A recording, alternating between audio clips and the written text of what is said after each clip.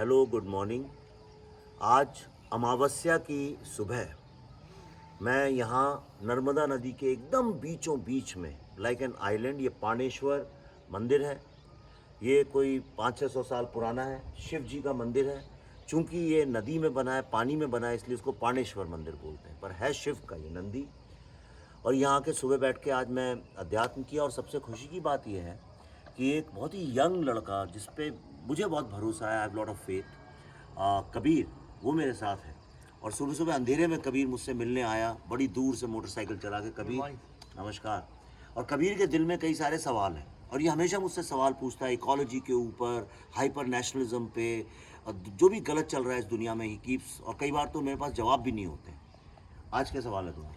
मेरा सवाल है सर, हाइपर हिंदुइज्म पे आपको क्या लगता है कि जिस हिसाब से अभी चल रहा है, जो नैरेटिव चल रहा है, आगे जाके अपनी कंट्री में जो यूथ है वो मतलब क्या, मतलब सब गेन होगा या फिर सिविल वॉर की कंडीशन आएगी या क्या हो सकता है? देखो, ये सबसे पहली बात तो ये एक नैरेटिव के डोमिनेशन की लड़ाई है। नैरेटिव किसका होगा, राइट? किसका किस चीज़ पे हक होगा, लोगों की पहचान क्या होगी, ये आइडेंटिटी पॉलिटिक्स है। किसी भी चीज़ में जब पॉलिटिक्स इन्वॉल्व हो जाएगी तो वो चीज़ हाइपर नेचर पकड़ लेगी। फॉर एग्जांपल, यहाँ हम सुबह आए, तुमने देखा मैंने मेडिटेशन किया बैठ के, तुम्हें भी शांति मिल रही है कि नहीं मिल रही है?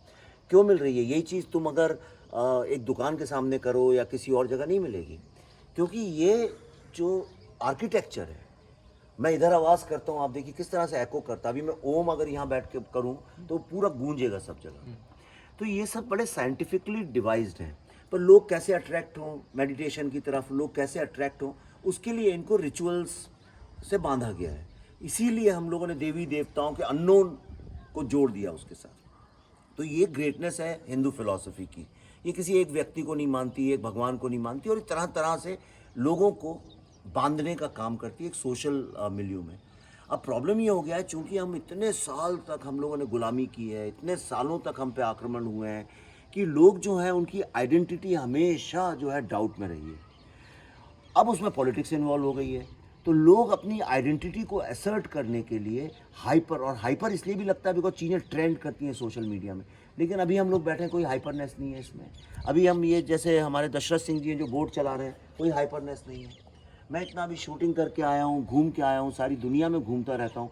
और भोपाल में मैं शूट कर रहा था, वहाँ पूरे यानी हमारी आधी यूनिट से ज़्यादा तो मुस्लिम लोग थे, ओके, जो बचपन से वहाँ बड़े हुए और कट्टर मुस्लिम लोग थे।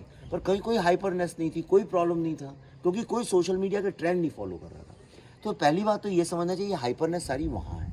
और दूसरा ये है कि ये जगह जो इसके बारे में लोगों को पता होना चाहिए ना, नहीं पता होना चाहिए, राइट? और लोगों को जाना भी चाहिए। हम हर समय जाके एक टूरिज्म के लिए मॉडर्न कंस्ट्रक्शंस में खड़े हों, पर अपना जो हेरिटेज है, अपनी जो हिस्ट्री है, उसके बारे में जानने से क्या होता है, आप ही को फ़ायदा होता है। You feel confident. आज अगर तुम इतने सवाल पूछ रहे हो क्योंकि तुम्हें किसी ने इसके जवाब नहीं दिए, ना तुम्हें स्कूल में जवाब मिले, ना कॉलेज में जवाब मिले, किसी ने तुम्हें जवाब नहीं दिए। कल मैं मांडू गया था, मांडू में जितने भी जगह हैं उन सब का नाम है जामी मस्जिद या होशंग शाह का मकबरा, सारे वही हैं, बाज बहादुर का किला। लेकिन वो जितनी भी जगह हैं सारी की सारी हिंदू आर्किटेक्चर्स पे, हिंदू स्ट्रक्चर्स पे, हिंदू टेम्पल्स पे बनाई गई हैं, राइट? सारा आप देखिए पूरा का पूरा। आप होशंग शाह के मकबरे में जाएंगे, वहाँ 128 आपको पिलर्स मिलेंगे जो हिंदू पिलर्स हैं, और सारे हिंदू मोटिव्स हैं उसके अंदर, पर उसकी कोई बात नहीं करता। बाहर नाम लिखा है होशंग शाह का मकबरा। जामी मस्जिद आपको मिलेगा जामी मस्जिद, पर वो बना है पूरा का पूरा हिंदू स्ट्रक्चर के ऊपर। इसी तरह से जो मेन बाज बहादुर का जो है, ये सारे के सारे जो है अल्टीमेट, और कोई गलत बात नहीं है उसमें, क्योंकि भाई हम तो यहाँ थे, हमारे यहाँ के किसी ने राज किया है। तो ये पूरा असर्ट करने की लड़ाई है। लेकिन आप देखिएगा धीरे धीरे तुम्हारे जैसे यंग लोग जो हैं, अब आपका काम है इसको करेक्ट करो, आप दोनों साइड को क्वेश्चन करिए, isn't it? So I think main चीज़ ये है कि आप अपना नैरेटिव बोलिए, दूसरे को अपना नैरेटिव बोलने दीजिए। आप लड़ाई मत लड़िए, किसी को हर्ट मत करिए। जो मैं करता हूँ, मैं अपनी बात बोलता रहता हूँ, मुझे किसी से कोई मतलब नहीं है। That's it. Sir, post independence पे हेरिटेज कंजर्वेशन हुआ है इन इंडिया में, नेहरू जी के समय से हुआ है। आपको लगता है वो सही तरीके से हुआ है या उसमें कुछ मैनिपुलेशन है या फिर कोई प्रॉब्लम है? देखो, आज़ादी के बाद की सिचुएशन बिल्कुल डिफरेंट थी। इतना ज़्यादा कॉन्फ्लिक्ट था, इतना कत्लेआम हुआ था, लाखों लोग मरे थे उसके अंदर।